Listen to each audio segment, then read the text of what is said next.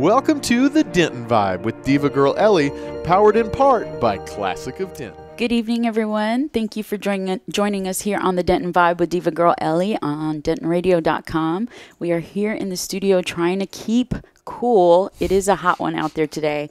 So whatever you're doing, I hope you're having a great time and keeping cool out there. Today we have some special guests here. We have Adam and Tom. Thank you so much, Adam, for joining us. Tom, thank you for joining us here in studio. We are going to talk about all the things you guys are getting into here in Denton, and we are going to talk about poetry tonight. It's one of my favorite subjects here in Denton. Mm-hmm. Yeah. So we got a lot to talk about, and it's not just going to be poetic, but we'll get into a few of the other things that you guys are involved with. But first, we want to get to know who Adam and Tom are. So I'm going to put you guys in the hot seat for a hot second. Tom? Tom, there you go. Adam, take it away. Same time. So tell me who you guys are as far as it being a Dentonite. How did you get here? Well, I think a lot of people get here because of school. I definitely got here because of the music school. Mm-hmm. And I still go to North Texas. I'm an Alpha, like Omega senior. I'm still Nice. I'm out of school getting money so I can go back. Nice. But other than that, school also brought me to poetry too. So I think just having such a great university at UNT is like really beneficial to most people who hang out in Denton, because really that library is packed too with like a lot of music. Like the music library is intense. Like, really? It has like really obscure things that you really wouldn't think they would have, but they really do have. Really? I'm going to have to go check that out. Yeah, and it's all public, so it's nice. You're going to have to tell me when the hot days are to go, because I would love to go scout out some more talent for the show and stuff. And I want to crack into UNT's artistic community in there so we can bring some really awesome people on the show. Oh, yeah. Yeah, definitely let me know. So what else? Have you done anything there yourself, like when you're in the student or in the library? Oh, yeah. I mean, I guess, like, I don't hang out much in the library other than like printing stuff, and because like I like to just kind of like check to see what they have, and I like if there is like something I really can't find like to purchase, like I'll go to the library, and they do have a lot of really cool stuff. Like they have like all of Chaucer, like from like the monographs of like the original, and so it's like giant and ridiculously lugubrious, but it's like if you really wanted to go back to the source of Chaucer, you could do that. There you go. There's a hidden treasure in there somewhere. For sure, for sure. And so, aside from school, what is it like to be Adam in Denton?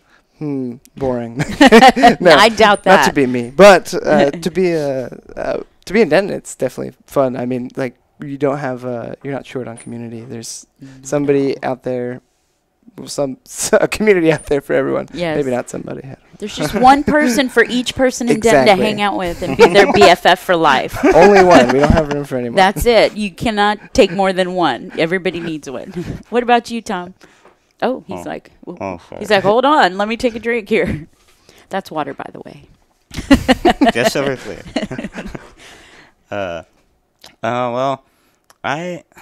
So I actually didn't come to Denton for school. I was just sort of couch surfing in Dallas. Yeah. That's a sport. It definitely can be. Yeah. It definitely can be a sport here in Denton too. Oh yeah. Well, I didn't know that many people in Denton, but there's a friend of mine, Taylor Teachat. She knew somebody who like had a place that's like really cheap. And like all bills paid kind of thing. So. Oh yeah, and you landed in Denton. Yeah. Now, how long have you guys been here? I've been here for 5 years. 5 years, and where are you originally from? I'm from Arlington, Texas. Okay, so you're still Texas. And I was like, anywhere outside of the U.S. from a tropical island that we don't know about. I'm always looking for people that are from. It was funny. You can really honestly put any your origin on Facebook, and people will believe it. Like, I remember in high school I used to have it on Montreal, and everybody was like, "You're from Montreal," and it's like, no. That's how writing got so creative, right? It was the beginning of your creative writing. And we're lying about things. So, are you from Dallas? Are you from Denton? Or originally, I'm from Wichita Falls. There you go. But I got out of there as quick as I could after high school. And now you're here with all the cool people, exactly, right? Yeah. And you're like, I'm not going. So are you in school right now, or are you just hanging out in Denton doing your poetic thing? Just being a poet. There you like, go. That's literally all I'm doing. Hey, that's a hard job to be a poet. Yeah. You gotta really put some stuff down. Exactly. So it's a very creative process. I have a respect for it because it is. People who are poets, you have a lot of people that are that travel for poetry, and they're constantly running the circuit of poetry. You would think that something so, a lot of times people think of poetry as a very, subtle art or something very calm, and there's a flip side to poetry. You guys know going to a slam is a different world altogether. Oh, for sure. Oh, yeah. Like open mics are really important, I think, just for the people who can't like when they either their material like doesn't fit in the popular sense, like it doesn't really have like it's niche. And you can also use that time to like sort of like see how an audience reacts to your work. Definitely. And, sort of like, was that the reaction that I meant, or was that like, you can work on, I don't know. There's a lot of things to like work on, especially through open mic. So I really like admire the people that like go across the country. Yeah. Like John Dorsey, is that his name? Yep. Yeah. It seems like he just like goes around the town, just like to every open mic he can, and like there's so as you said, many. like a circuit. Yeah, he there literally are. lives off his poetry. Yeah, that's awesome. He lives at art residencies for free room and board, off poetry, and like that's knows awesome. all the places to go to and all the people to know. And, yeah, like it's the same way. Like you have to work really hard if you want to make a living in music or poetry or any of the creative work. You really do have to do a lot of work, and you have to like be willing to sacrifice a lot of things. Yes, I've noticed that a lot of the people that now that I've started to come across, some of the people that we have in common as well, mutually, they're either literally running the gamut of poetry, and they're putting books out. They're publishing stuff, and the more and more I get involved in stuff, whether it just be in attendance or just talking to people, the more I realize more people are publishing their works, which is really cool, because I would say not too far off in the past, people were not publishing so easily, and now we have it, I guess, not readily available, but very available, For sure. Mm-hmm. I definitely think the internet helps too. I mean, like you've got the spaces. zine culture too that's come out of poetry, as well as any other kind of art topic or whatever their zines are, popular at the moment. But poetry and zines, which I still want to get into and still want to do as far as a project and stuff, but there's so many things to do. I know you guys are heavily involved with so many things poetic. I know, Tom, you're working with I know everybody. Yes, I mean, it's Meet like Me with Curiosity. Yes, you're working with Meet Me with Curiosity with Paul and Reverie. Shout out to Paul and Reverie, they are awesome. They are. Yeah. Alejandra. So She's great. yes, there's so many people, and we're going to name drop a lot of people because so many people have been influential to either working as a team member or as an inspiration to it, even to me. I mean, I'm inspired when when you do Lost Poet Lounge, it's one thing to be able to produce a show and have the lineup, and here's the topic, and we're going to put this together. Here's the location, and here's the added sparkle, But then when you go out as a performer, I'm so thankful that, I get to go and perform with Meet Me with Curiosity or with Spiderweb Salon. So it's exciting to me because that's the flip side for me. Usually when I'm doing Lost Poet Lounge, it's all come on, business. It organizing. is. It is. Yeah, so what do you do with Meet Me with Curiosity, Tom? Well, I help them out with planning things and deciding how to what people to invite for what month, and like how to plan the social media and whatnot. And every now and then when the weather's pretty good, I do a little bit of music to introduce things. So yeah, we it reminds me of the last show I went to with Meet Me with Curiosity. You super cold. Yeah. It was not super cold, Adam. It was Arctic. I'm always cold, and I arrived it was at Clyde Warren Park. You had a blanket too. That's No, right. I had 5 blankets. I wanted all 5 blankets for me because I'm always freezing. Everybody always gives me a hard time. And I arrived with 5 blankets, and everyone there looked at me like, oh, my God, my savior. And I was like, I'm not sharing my blankets. I'm not. And then I sat down, and everybody was, like, shaking. I'm like, darn it, I got to share my blankets. No, I had to. There were so many people freezing that day. It was a lot of fun though. That's It one was. for the It was a good books. day. Yeah. We're all three of us were there. So what about the other stuff you guys are involved in? How did you get into poetry? It was just kind of practical with me, I guess. I got injured in school, so I had to lay a year off of playing music, which was really kind of personally traumatizing. Yeah. But just not having that support system that you like go do every day. But so I picked up another major to sort of distract until I could re-audition and go back into the school. Okay. And so I did English, and it was just kind of fell upon me in the same way that I guess I was trying to analyze a lot of Tom Waits lyrics, because I knew I could play his songs on the piano, I could do that, but I couldn't really understand why he was choosing to write the things that he was writing. So I started getting into modernism as I guess I was like 19 or 20. Yeah. So I'm an old, As every old good teen does. Yeah. for sure. So I started getting into, I guess, the modernism that still has like a lot of not that the other stuff doesn't, but it does speak a lot to our current situation. Yeah, it does. But yeah, so I just started getting into poetry that way, and I started opening up all these unexpected doors between like anthropology and like all these other like hard sciences that are still, I guess, I don't know if anthropology is considered hard there's science. social sciences. Yeah, so Socio. there you go. So, part humanistic, part what they call it, quantified. No, I don't know. I used to Acting be like a part experts psych over here. major. Oh, nice. Yeah. That's awesome. Yeah.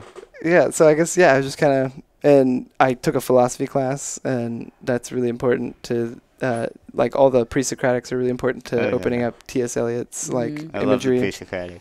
Yeah, they're really interesting. Just like ancient, it's like almost, it's not prehistory, but it's pre-philosophy before philosophy became institutionalized. And so it's really, really interesting just to like see all of the sort of animism that like these philosophers are basing their logic on. They're like, oh well, since we like see rocks, we must like have lights that shoot out of our eyes for us to see that rock. And it's like, no, you self-absorbed Greek. It's light bounces off and enters into your hollow eyes. You are empty.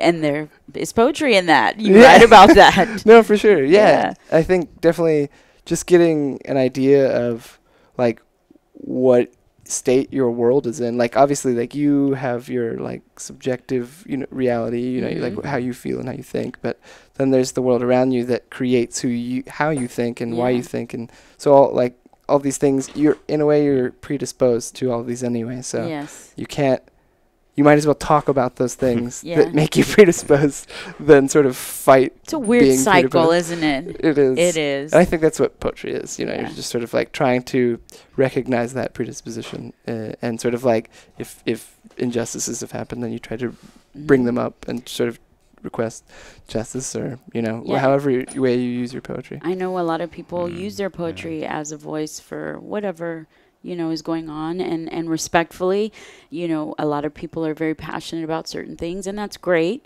And, I really believe that when you're in front of an audience with poetry, a lot of times when you're talking about those experiences as a person, this is my poetry, this is what happened, this is an experience I had, it kind of bridges the gap. It's totally different than what, you see on TV. Right. What you see on TV is TV. What you see on TV is, there's the news. But when you put a person in front of another person and they're completely different and opposite people, it bridges that gap in a way to be able to say, you know what, this is a real human being. This is someone who doesn't believe what I believe in, but they're real, and I see the emotion, whatever that may be. So I think it's a blessing to be able to communicate that way without sitting down, having coffee, and debating. It's a way to be able to firing line. Yeah. So I feel brings very in the whole person. Yes, it does. And so I have much respect for you guys when you perform, and you obviously there's an array of topics that you guys have performed before. I've heard you perform. So, I mean, how did you get into poetry, Tom? How did I get into poetry? Yeah. Like, What do you mean by that? Well, how did you start, like, hey, I love writing, or this person influenced me, or you just, a lot of people write things down when they want to filter those emotions out that people, don't want to talk about to anyone else. So it just depends. How did you get into? Well, I think so. Sometime first time I like thought of poetry as in like doing it was in middle school. I think I was one of those weird kids who loved Edgar Allan Poe. Yeah, he was always very crazy. Well, we have similar minds. Somehow I believe that, Tom. A conversation we had earlier. I'm like, wait a minute. Yeah, I'm glad we talked about what we can't mention on the radio before this. Anyway, but yeah, around that time, so I started out, I didn't really differentiate poetry from like novels and like literary stuff, It was like, a very immature kind of mindset, but like, I don't know, I had always, I thought I saw a power in putting your emotions on paper in a way that like evokes things for other people. Yes, it does. It really does. And I know that a lot of times when I'm a spectator in poetry, and I love watching everyone, I do. It's just it's powerful, Yeah. Speaking of, recently we did the radio poets for Spiderweb Salon, and sitting in there, it was very, very powerful stuff. You guys check it out, and if you get a chance, go check it out. I posted those in the Spiderweb Salon link page for that event. But some people will surprise you, and you're like, oh, I would have never thought that this person had this type of voice, or these kind of emotions, and you're left in awe with you gain an admiration. It's just amazing. It's always surprising me because a lot of it is relevant to our world today. We're all in it, so it's just, I want to hear some of your poetry now. So we can stop talking about it. Let's see if you want to kick it off, Adam, I'll and kick it off. we're gonna have these guys perform some pieces here live on the Denton Vibe with Diva Girl Ellie. I guess, do you want to do it back and forth? Like, I read one, you read one? Yeah, definitely. So I guess sounds good. this one was the first one I published with North Texas Review. Nice. And it's a short one, but it's like a self-reflection. I guess I'll leave it at that. Okay. You beg me for honesty, yet you demand entertainment. Won't you take my word for even a cigarette's light? I want to whistle with you tonight, walk beside your pocket knife, and to be cut short, I'd measure every straw. But you've switched off the lights, and the sky looks like a dark glass screen. Alone together, we can only see ourselves, shivering stars from such astronomical distance, and I know why the dark matters. Yeah. Thanks, That's awesome. yeah. That's your traditional poetic Yeah, clap. exactly. Yeah, the poetic Some people snap. the poet snap. I think that was a beat thing, right? Yeah. For horn players. Wait. Oh shoot. Okay. PTS. It's hard to gauge exactly what "you need to see a counselor" really means. Same goes for "I'm not angry, just concerned," and "How are you?" said in an unusual inflection. Hearing any of those puts you on a balancing act, a nightmarish teeter-totter between gratitude and preservation, and you begin to truly see the distance at which you are held. You become aware of the separation that has long been made and realize no armor or nakedness will suffice. The personas of your pain have become the definitions of a problem to other people, and your skin has become a symbol of all they'd rather not touch, and you feel full of hopelessness that you cannot change their perspective or leave your own guilt. So you run into images that will tell you something you do not already know. One more piece of the mosaic that might make everything feel in place as time waves by in its echoes. Which are the ways your friends have changed, the unreality of the present years, the memories that just won't stick, and the ones that always leave a residue, however pungent, wherever you last tried to let them go and failed. Though you keep experiencing the feeling that pictures cannot be food, you cannot stop and will easily starve yourself for a promise whose fulfillment you hope one day to understand. And once you have seen the end of the visions you have set for yourself, and let the revelations cascade through your blood, and once again understand why you did the things you did the way you did, what you told yourself, and what turned out to be true, you feel just as empty as before, and understand why you wanted to forget in the first place. Your heart cannot relent from its obsession with the circle, your brain cannot confess what must be said, and the stomach cannot be filled by pills and skills and hope. So you wait for your will to rise to your want, knowing most of the time it will not, and cherishing every moment that it does. As an olive branch you give yourself for every time you've happened to be a foot ahead of everything that's tried to capture you. Sometimes you hear the voice that spoke a peace in you during your moments of deepest despair. Sometimes you do not. And sometimes you only hear the violence of your justifications for wanting to not exist.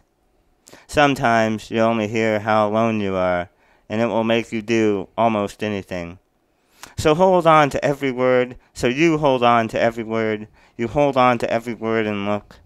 Every time someone noticed you, hugged you, opened their doors, gave you a bed or a floor, a beer or a Moscow mule, a book and a friend request, and then you ride the pangs of any of those doors being closed through the steepest valley of resilience and insecurity, to find the truth that some things trauma has not transformed, but simply exaggerated, to the point that it cannot be clear to yourself or others until it is too late.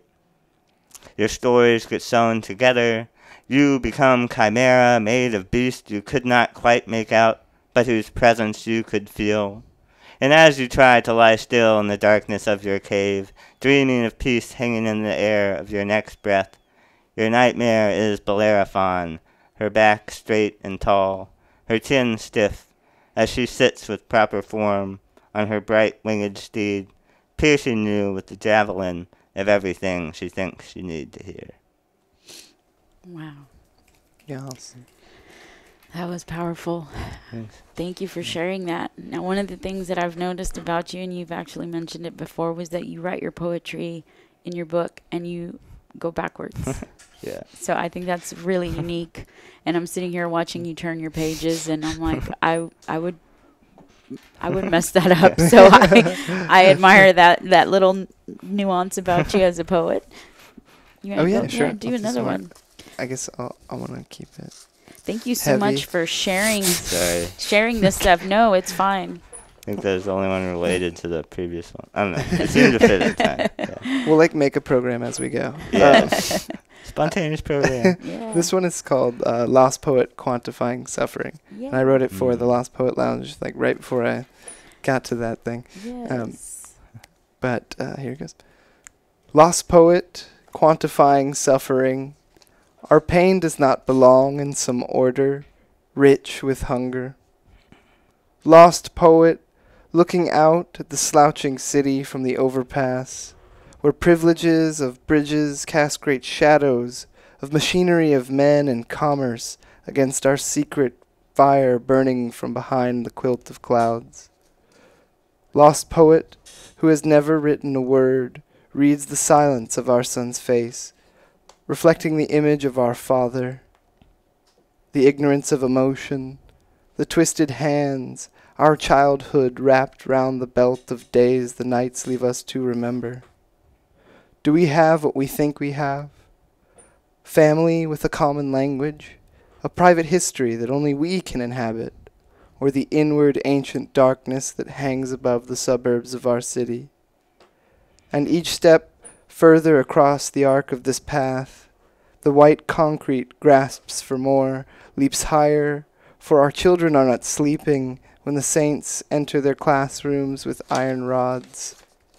Lost poet, living mother of our history, buried underneath the fence of liberty and taste, we limp just to dream of you. Yet each life we are reaching for you, but we squint for the light, and the exhaust of revolutions of breath turn against that primordial darkness that fumbles across the distant sky.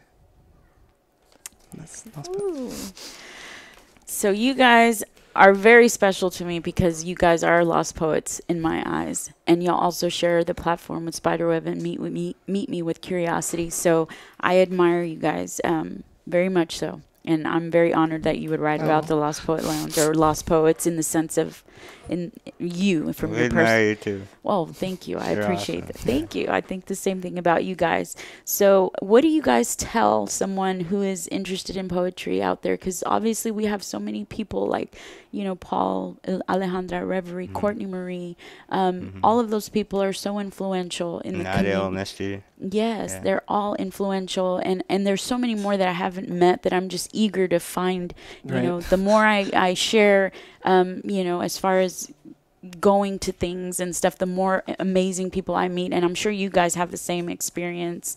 You know, one of my favorite poetic memories was when we did the unequal pay at Dan Silverleaf, Oh yeah. and I ended up sitting outside with people I had no idea, can I sit here? And it was, you know, just people attending. And it ended up being a really memorable night because there was just a bunch of people sitting at the table after a few minutes, and we were all laughing. You know, it's just Denton. That's what Denton's about. So what would you tell people as far as breaking into getting involved with poetry? It's not just what people imagine, you know, oh, it's, you know, this and that, and it's very different. I think the culture, poetic culture, is very, very dynamic. For sure. Yeah. I would definitely just recommend reading, like, so much, like, that you could never not be reading. And It then is important. not being afraid, I guess, to